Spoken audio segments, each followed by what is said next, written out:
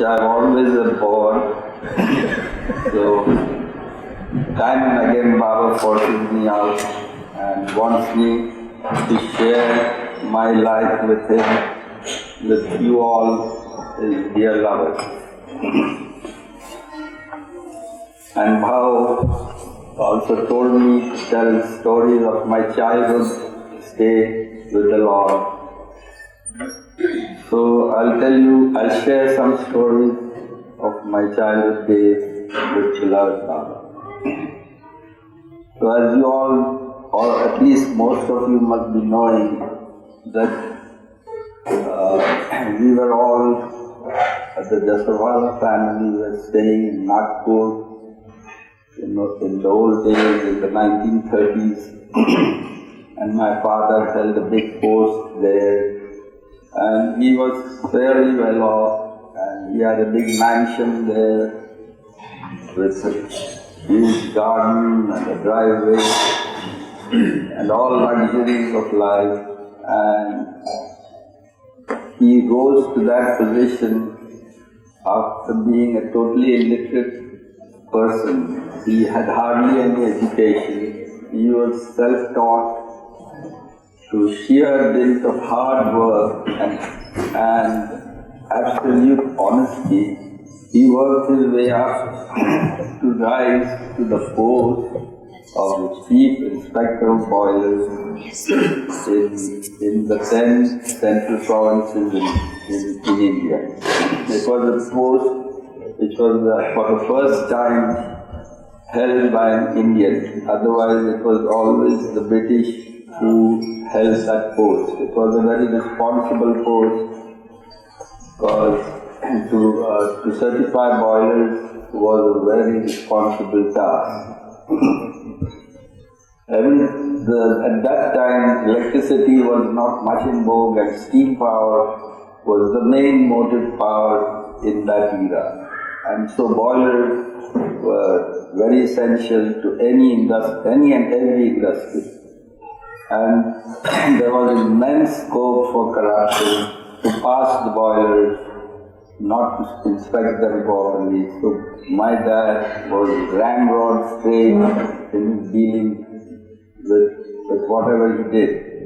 So the British came to know of that and they offered him the post. Although he was not an engineer, he had several qualified engineers working under him, mind you.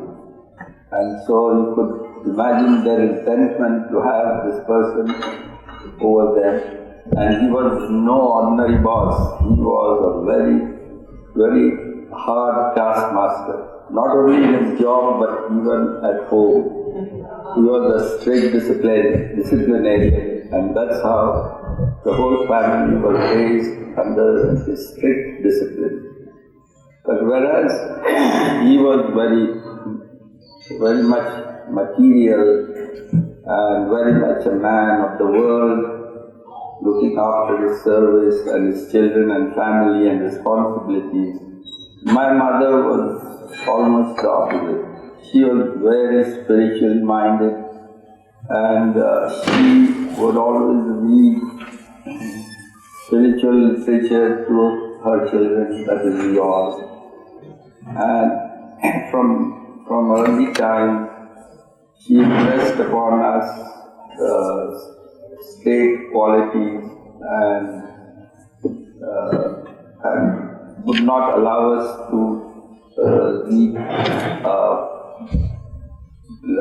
read things which were not good. So she kept a very strict eye on us, although she didn't appear to be so, but was very loving. And she would read very interesting stories of the saints and masters of Europe. And she had great love for the masters. And that's when one of her brothers wrote that they have come across a very great personality and they feel that he is Zoroaster come again. And they invited my mother to come. And she was all excitement and she shared with my dad, who was called Papa by the family. And of course, Baba also used to call him Papa. So, this is before we met Baba. I'm giving a little introduction. So that's how the family, when there was school vacation, we all went to Ahmednagar, and we had our ancestral home in Ahmednagar, where my mother was born and brought up. And from there, the whole family was taken to Meherabad, and that's in the early 20s.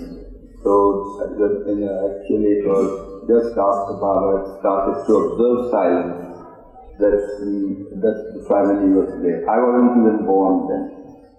My brother Eruch and my two sisters were there, Manu and Meheru, and of course Papa, and so they all went there, and most of you must have heard how the family first met Baba, and how Baba welcomed Eruch and took care of him when he was hurt. So it's a long story, but Eruch describes it very, very beautifully, how Baba takes care of children. So while they were coming along, they were all loaded in a big horse carriage, and Mama, feeling that the horse seemed very overloaded, Baba might not like it, so she asked Eruch to jump off the carriage. And Eruch jumped, and he, in the process, the horses were running, and he fell, and he hurt his elbow and fell on the road. He was sitting at the back side of the carriage. Nobody noticed that he fell. The carriage proceeded onwards and halted a little way down. And the poor child got up crying. Nobody was around. Then he saw the carriage in the distance. He followed there crying. And by that time the family had already been introduced to Baba.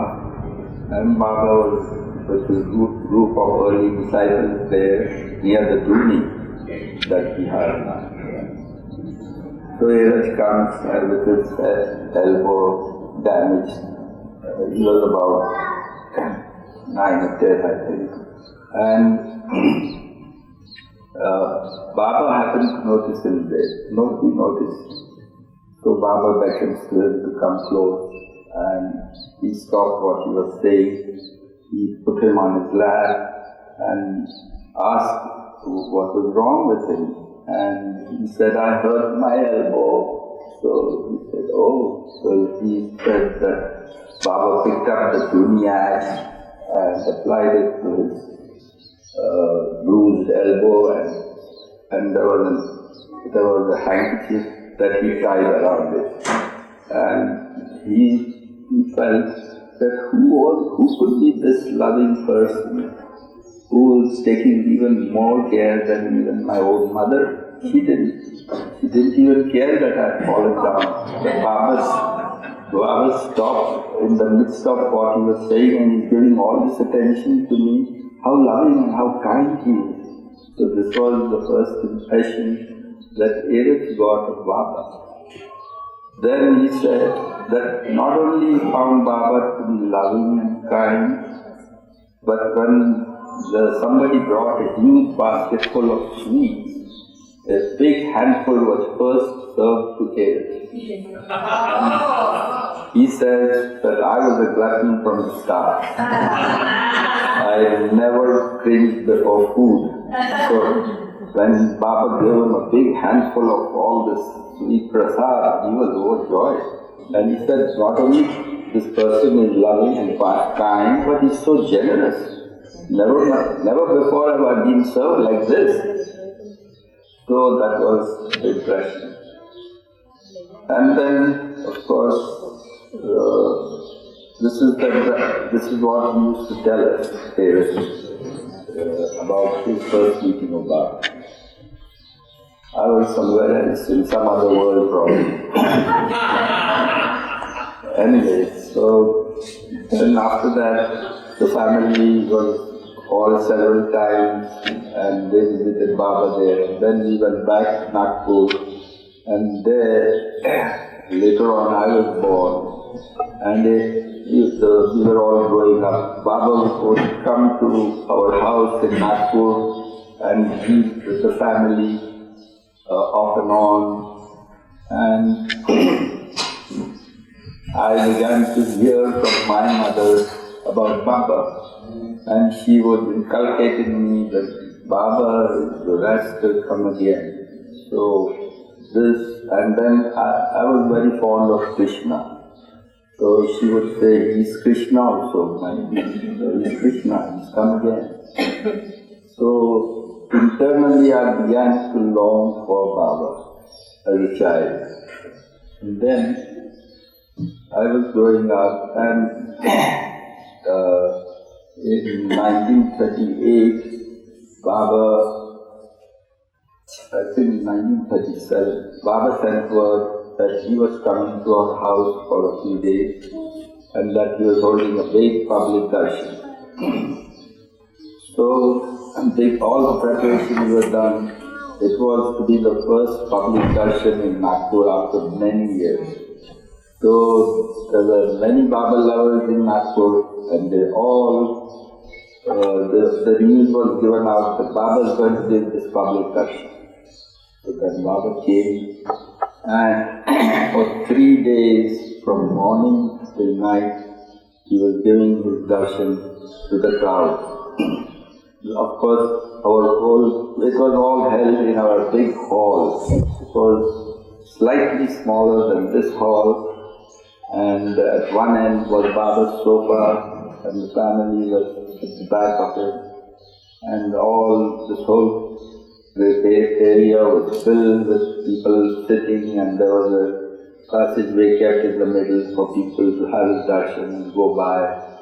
And he was giving out his love freely to the masses then. And people were thronging from all over Nagpur. Nagpur was a big city. It was the capital of the province. So quite a few thousands visited, and our whole gardens and everywhere there were people. You couldn't see anything but people all around, and flocking to want to go in and see Baba. Baba looked lustrous and beautiful. Whenever he gave public darshans, it was a sight to watch his face and the love that flowed from him. And people were totally just crazy to be near him. Nothing, it was just people going by, bowing down to him and going ahead. Nothing was said, nothing was given out. Some bhajans would be sung. But the people were receiving this love in such abundance that they wouldn't want to leave his presence. Such was his divine personality. Especially when he gave these public darshans. So, I was a very shy child, and it was with difficulty that I would come in front of Baba, and then Baba met me first before the darshan started. I forgot to say that he called me and he embraced me. Then I would always keep at the back. I was a very shy child, and that shyness hasn't left me yet, I tell you. Yeah. So I like to be quiet and sort of private. So one day Baba was holding court in one of our side rooms, and everybody was sitting in Mandi, and he was giving some discourse. And I had gone into the garden and made a small garland for him, just out of the love that I felt for him. And then I thought I would garland him. But when I saw all this, I quietly put the garland down and sat sneakily behind somebody near the door. But nothing seemed to escape his notice. Immediately pointed and said, "Call the child here." So So they all pushed me in front, and I came in front of him. And he said, "What's that?" And I was shaking, So he said, "Baba, I made this little garland for you." I said, "Come on, garland me." So he bent down, and it was a very small garland, and somehow he helped me to put it on his neck. So this is how he was giving attention to a small child also. Nothing ever escaped his notice. It was so complete. Nothing seemed to escape his notice. That was very, very prominent feature of him. Yeah. He was very present there. And then slowly he would get me out of my shell and wanted me to come closer to him. So when this public darshan was going on, I had become somewhat bold, So I remember one day I had an urge. He had long, beautiful, flowing hair, all open. There was no braids at that time. And they looked so beautiful to me. So I had an urge to snip off a little piece of hair. So I quietly went back, got a pair of scissors. Mind you, how could I have dared to do that? And just see how much he had encouraged me to be close to him. A totally reticent, shy child. And so while Baba was giving darshan, I sneaked behind him from under the couch. And behind one of his long braids, I cut off a little piece of his hair. And he didn't seem to notice. Of course, he must have felt it, and he could have caught me then, and he could have completely shattered me, but no. So, of course, I was a fool. I didn't know what to do with that precious little strand of his beautiful hair. But I'm telling you how much love seemed to have flown from him to have made me do this act. Anyway, so these are my earliest recollections of him. And then, of course, we grew up. Baba once mentioned to my dad, "Papa, I want to have Eruch with me. You was given to me." And Papa was sort of damned. He says, "Baba, he's my eldest child. How could I give him to you?" And my mother was saying, "But so what? If he's asking, give it to him." And he would say, "Oh, you shut up, you don't know anything." He was a very practical person. So Baba says, all right, don't fight. You keep it. So Eruch grew up, and of course Baba, my father, Papa, brought him up in the most discipline. Very simple dress, khaki colored dress is all we were allowed to wear. Although we had so much wealth, my father, but there was no ostentation to the family. We had the best of food, we had the best of everything, and yet he inculcated in us simplicity and straightforwardness. He himself was very straight. If anybody touched anything on his table or on his desk, he would at once know that somebody had been there. Once I went and scribbled something with his pencil and put it out of place, and when he came back, he started to shout, "Who was on my desk? Who was here? I want to know." So I had to own up that I yelled that I was there. So he says, "Son, did you take my pencil? You must put it back from where you took it. See, this is the position." So, to that extent, he used to be so careful. And that discipline was much more with the elder children. For me, he was dealing with a velvet glove, but with them, it wasn't so. They were given quite a lot of treatment sometimes if they didn't listen.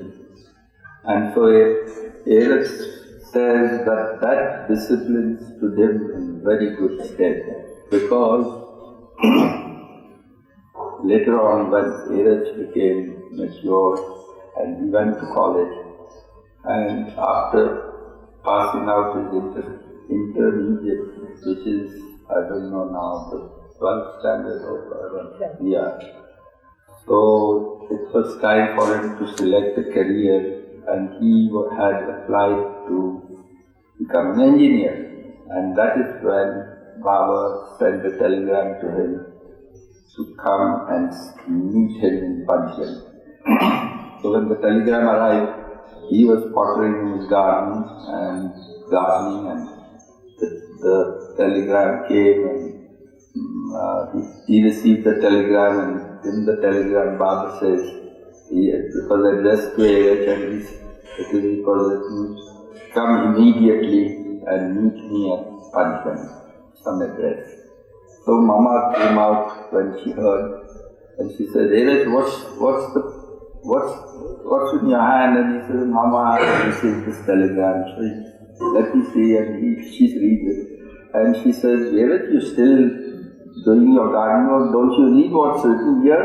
It's from Baba, and he wants you to come immediately. What are you doing here? So he said, oh Mama, yes, so what? I'll go. So Mama was not very happy with that reply. Says, drop everything and get ready. Says, I'll go later on. I'm busy with this work. And while he was doing, another telegram comes and 10 minutes later, he said, and it was the same text repeated again. But from a different, he was traveling, and from a different station he had sent the telegram again. Again he receives it, and again my mother comes out, and he's still doing this. And this time my mother was furious. What the heck are you doing here? Get up and get ready and go. Don't you see it's from the Lord? So he said, all right, Mama, I'll go. And so he gets up and dresses up. And my Papa had gone on a tour. So he had just bought a nice new imported German car make called Auburn. So it was sort of the cynosure of the people there, and when the car would pass by, people would see what a beautiful car it is. He liked to live in style, my dad. So he gets into this car, Eruch, and there was a train about to leave for Panchgani, the nearby station, that is Pune, from where he had to catch a bus to go to Panchgani. So he gets into this car and rushes off with a little baggage to the railway station. And there a constable comes running, a police constable, they all knew my dad there. So he says to the constable, you take care of this car, I'm going out station, and when my dad comes, let him take the car away. So he goes off as the ticket and hurriedly boards the train. And he goes to Panchgani, and there he met Baba, and Eruch says that Baba was seated there on the ground on a mattress, and he asked Eruch to come to him, and then he asked him to sit. Then the first question he asked Eruch was, is it possible for you to leave the world and follow me? So Eruch says that I don't know what made me say this, but he says, by your grace, anything is possible. So he says, Baba just is fine. Then join me on 1st of August 1938. Now mind you, this is sometime in April 1938. So Eruch says, all right, Baba. Is it possible for you to do that? He says, by your grace. And he kept on saying the same thing. Baba says, fine. Then he says, now go back. All the way.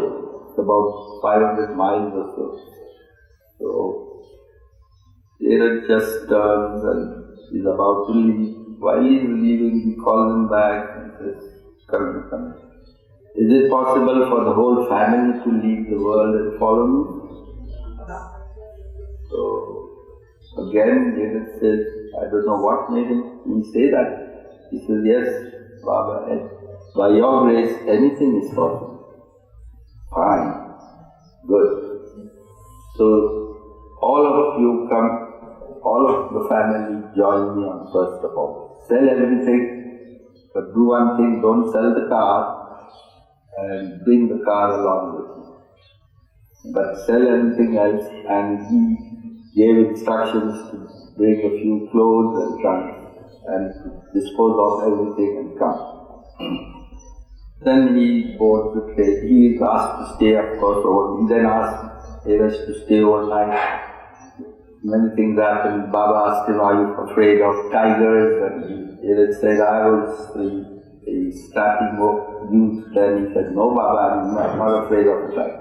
Can you catch him by the ear and bring him to me? So he said, yes Baba, I can do that. Fine. So I want you to be in my cave in Tiger Valley.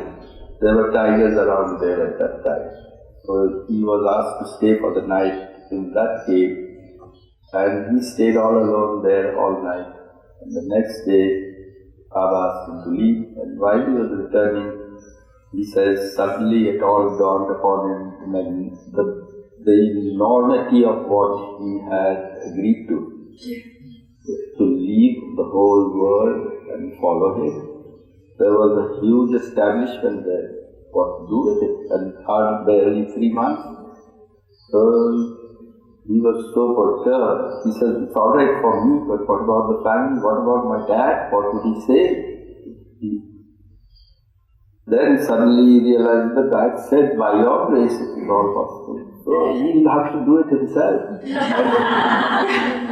So why should I worry? And he says, saying it was night time, he just fell off to sleep in the carriage.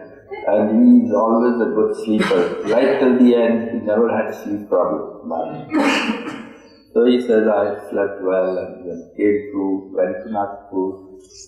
And there when I went in, my dad was there. He said, Papa. And the first thing he did was to explode. He said, you fool! You are the one who took my car to the station and left it unattended there. You know what you've done? And Eruch got a shock. He says, my God, if he's worried about his car, what the heck am I going to face when he's going to hear that he's got to give up everything and follow him? So, well, he says, I'm sorry Dad, but I'd give it to the constable. So what if the constable had just done something and it's such an expensive thing? Don't you know what it is?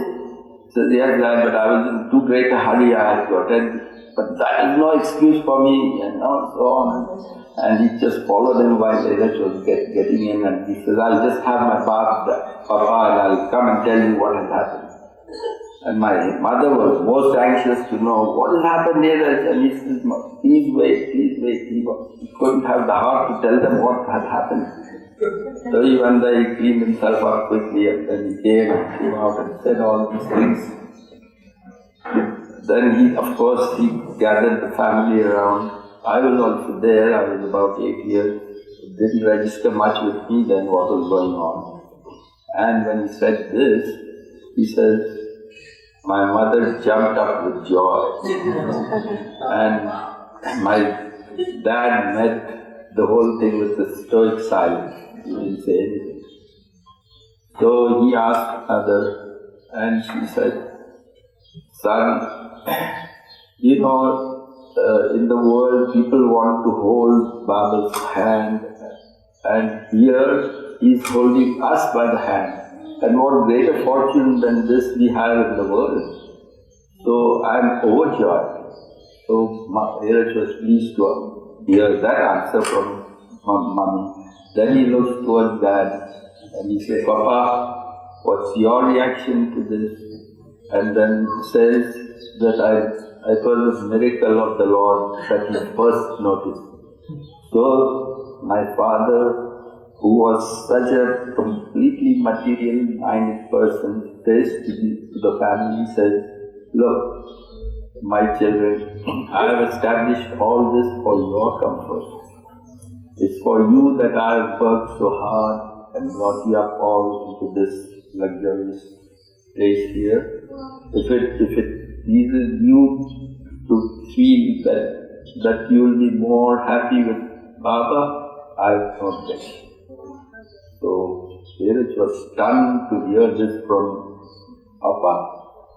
So he says, I was really proud of my father having said that. And then, of course, my father said, but Eruch, listen, I have no time to attend to disposing of the whole property. It is you who have to do it. But he says, Papa, it's all in your name. So he says, I'll sign any papers you tell me. But you'll have to do the whole thing. I'm taking up a lot of your time.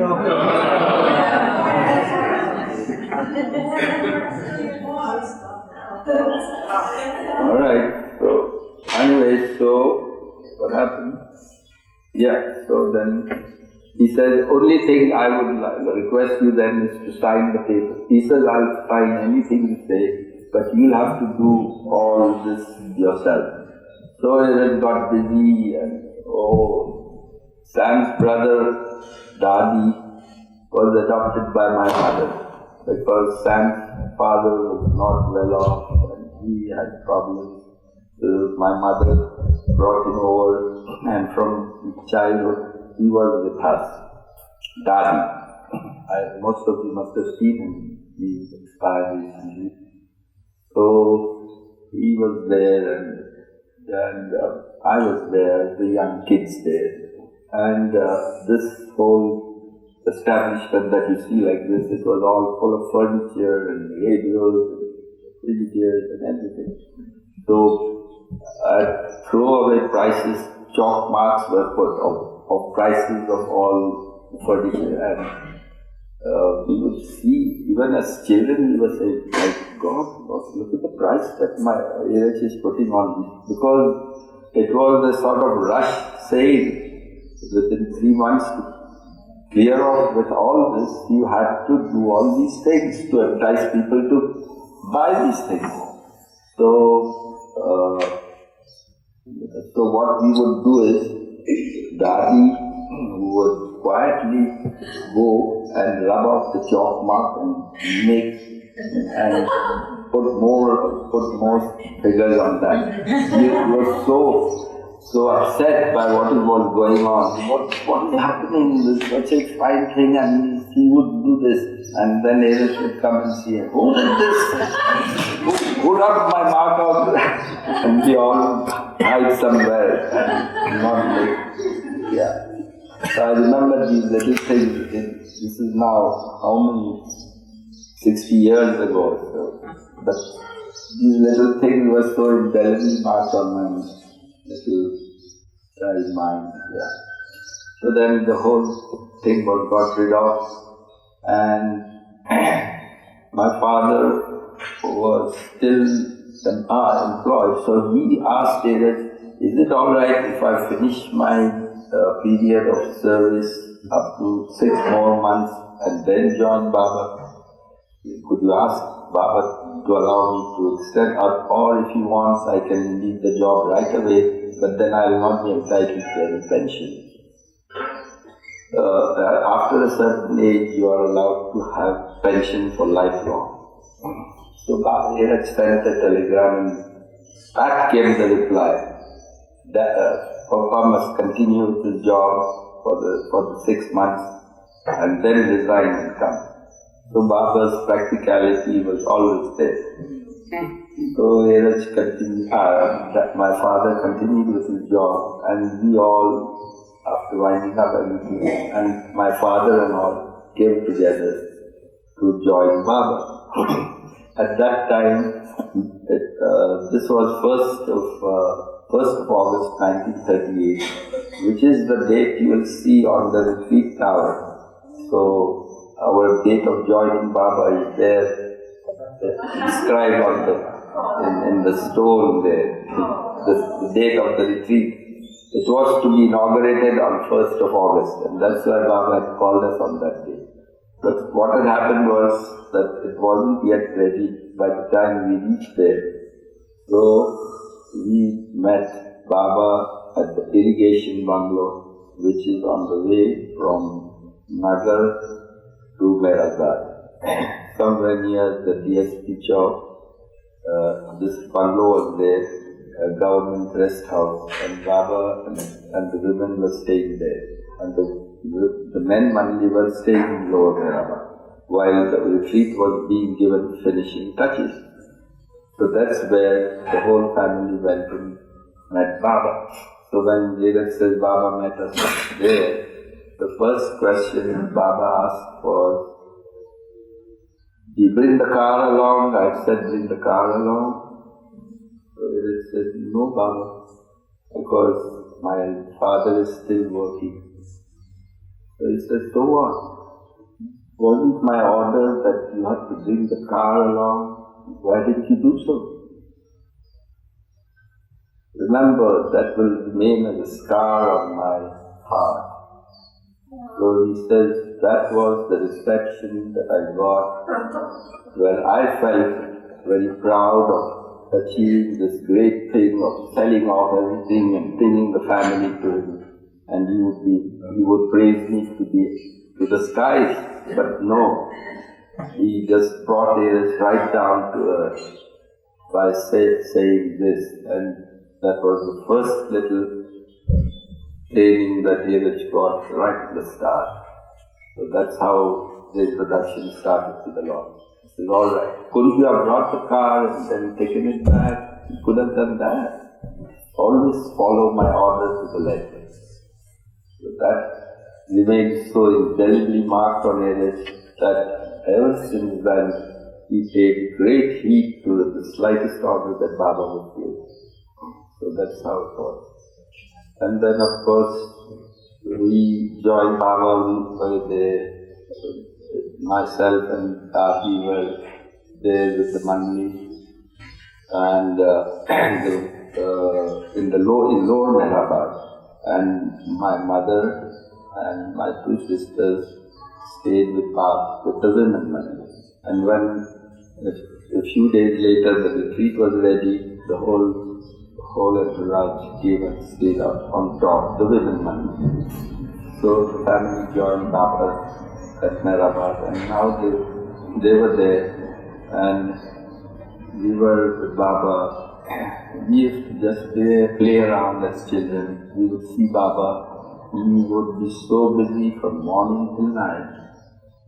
As soon as he would come, first thing he did was, there were some latrines just off the Dhuni, the Dhuni area, I'm not so sure where. And they were the latrines where the monks used to do their ablutions and toilets. So he would go and clean those shit pots with his own hands. And I still remember he would tuck up his pajamas and roll up his sleeves and start doing this job. And his uncle Masaji was holding an umbrella over his head. The sun was shining down there, and he would with his own hands clean the toilets of the mosque, and then scrub the pots and clean them and put them back in place. And then he would go to the mosque and he would then come to the ashram and be with the men monthly. And from morning till the whole day, he would be busy with so much work going around there. And you would notice all this as children. And a few days later, Baba announced that he would go on a trip, and he had ordered a special bus to be built, and that was the blue bus that you all see now in Meherabad. It's the cabin of the bus that is put there.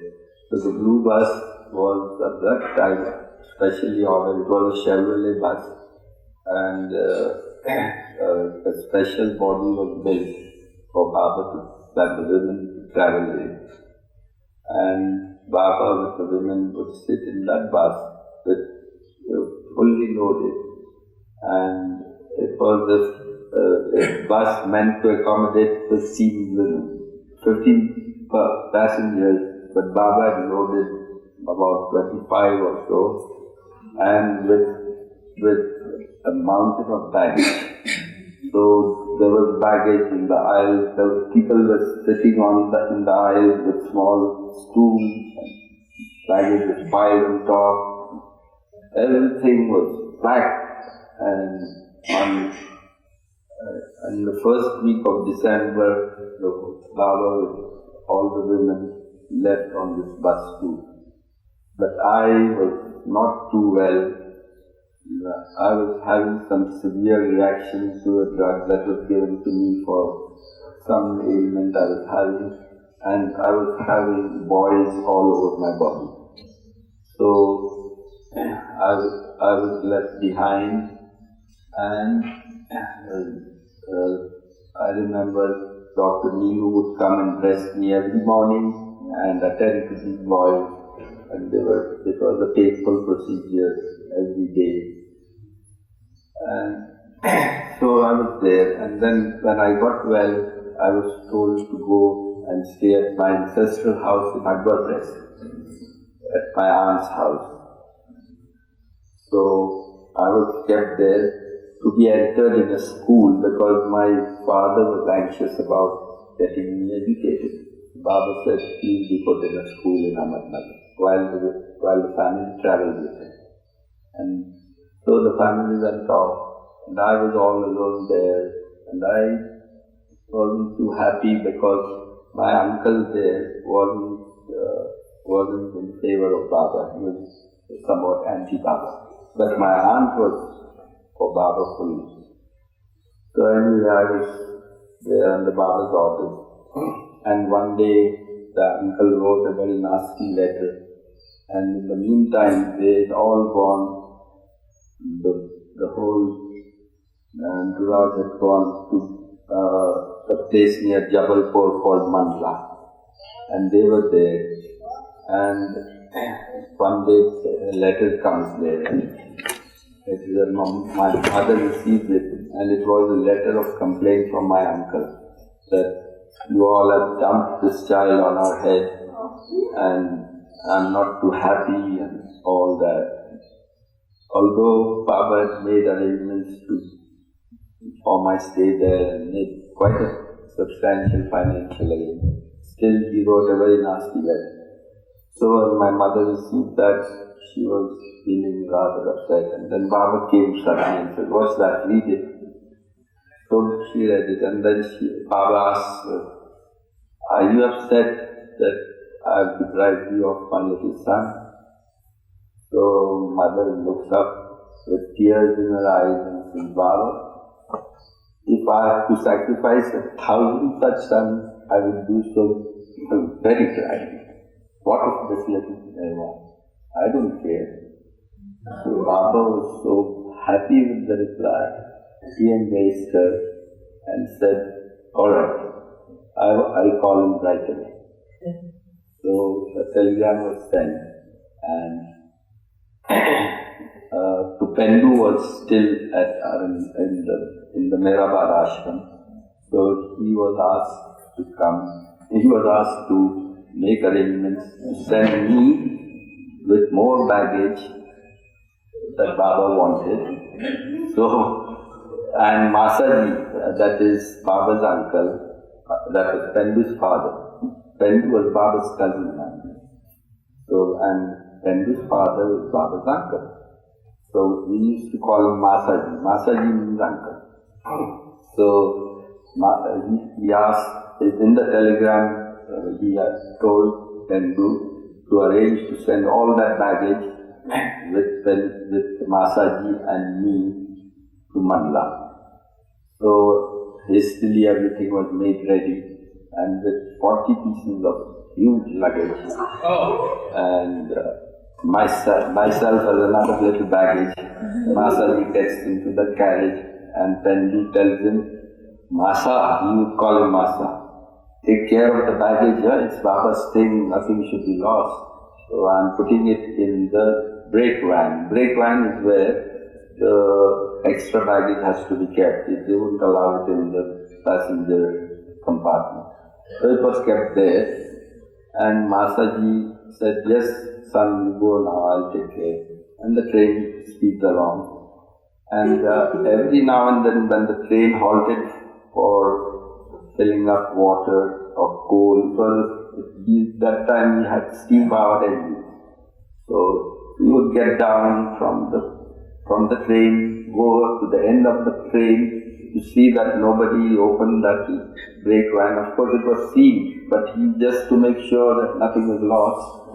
And then he would come back rushing and the train would speed off. So it so happened that in one of the stations there was no signal, so the train stopped. It was a sort of a flat station and very quiet. It was dead of night, about 10 o'clock. So Masaji again gets down to go and see if the thing was safe. But suddenly the signal arm became green and with a whistle it started to move. And Masaji was at the end of the train. So I was leaning out of the window and seeing him there. He's rushing, trying to catch up, and the train gathered speed and sped off. And Masaji was frantic. And there he was left standing on that platform. He was frantic. What have I done? He was totally stunned. He rushed to the station master and said, please help me, this is what has happened. So he says, old man, don't be so nervous, I'm sending a telegram to the next station. Your son will be looked into and made to get down. And he said, but what about all the baggage there? I'll get that thing down also. Don't worry. So he heaved a sigh of relief and the telegram came immediately and the train was stopped at an unscheduled stop at a small station, which was another flat station. And I still remember it was called Chalisgaon. It's some few miles on that railway from here. It was about 10 o'clock in the night. Two policemen coming along. I was still at the window wondering what had happened. But I didn't realize the enormity of what had happened. I could have just gone on. This train was going right up to some long destination. God knows where. Because as a child I had no idea where these trains went. But I was just sitting quietly, not feeling any undue anxiety. So Masaji then comes in the next slow train, the passengers. This was an express mail train. So what they did, they unloaded all the baggage on that flat platform under a solitary pole. There was a little light on top. It was a totally deserted platform. All this pile of luggage, and they made me perch on top of that. So I sat on that, all alone in the dead of night. And at about midnight, the train comes along and halts there. And Masaji gets down. But you see what I forgot to tell you, the two policemen keep walking down and they see me sitting in the window there and say, child, where is your father? So I said, no, my uncle couldn't catch the train. Oh, you are the child? Yes, I said, come on, get down, your uncle is coming. So they asked me to get down from the train, and that's how I got down and was perched on that baggage. And they said, child, don't get up from here. So I was sitting all alone there, and Masaji comes in the next train. And when he gets down, he sees me there, And he comes there and he just clasped me in his arms and says, "Oh, my child, how I missed you, and how completely desolate I was and I had no idea what he was suffering, And I was wondering why is all this outburst, and he was crying and weeping like a small child. He didn't know what he would answer to Baba if this happened. He lost me and lost the bag. So that's how it was. And so then we boarded the next, the same passenger train. We got all the baggage in there, and then we got into the train, and it was a very slow train. So it would halt in all these small stations, and haltingly we went along until we reached destination. And there was a lot of excitement because my father was there also, and word had reached that some mishap had occurred, and that they had missed the train and they are coming in the next train. And then when we went there, Masaji was describing what happened, and I still remember Masaji telling Baba, my father wasn't in there. So I don't know how would have faced that old man there. He could have throttled my throat, having lost his son. And he was crying before Baba, and Baba was consoling him, and so on. So this story will just go on and on. I'm going to lose all your interest hereafter. But you want me to do a few minutes more? Yes! Are you sure? Yes! 1,000 minutes more. Alright, so we get down there, we are with Baba there, and we are with Baba. And for the first time, Baba then got me into the women's part of darshan. So I was the first male child to be Baba's, in the women's side of Baba's ashram. No male was there before allowed. Because Mera was not to see anybody that I was such a dumb little fellow. Baba was quite happy to allow me to be there. So I would be there amongst all the women, sole male little child here. And Baba would be with me, and even at Meherabad when we joined, and I was missing my mother for the first time. I remember that he would come and cuddle me, and I felt that he had replaced my mother many more times in his love. I had never felt such love from anybody before. So I stopped missing anybody, and I felt so much at home there, even as a small child. So such was his love for Ahmednagar. And then, of course, I was with Baba in Mandla. It was a very scenic place. There were waterfalls and there was a big river there, I remember, called Marble Rock. And Baba would take us for a boating ride there. Twice he took us. Once during the daytime and once at night in the moonlight with the marble shining, huge marble rocks, mountains of marble. That's where marble is mined in India. It's called Marble Rock.